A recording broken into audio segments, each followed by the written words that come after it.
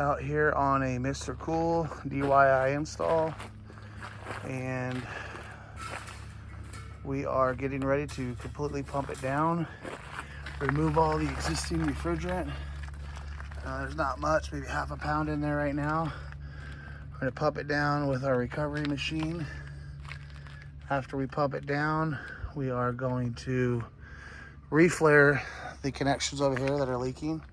So we got flares that are bad, leaking oil over here on the side. We're gonna check the flares up above on the wall coming down.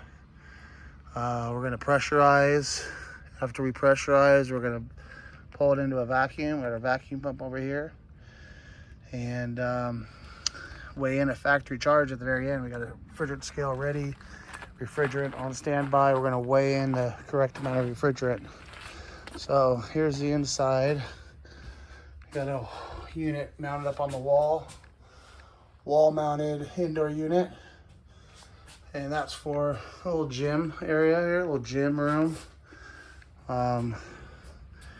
and outdoor condenser sitting right here. So we'll get this thing up and running like it should and upload the next video. If you're looking to get service on your mini split system, you live in San Diego or surrounding area, give us a call, ACS 619-501-2636.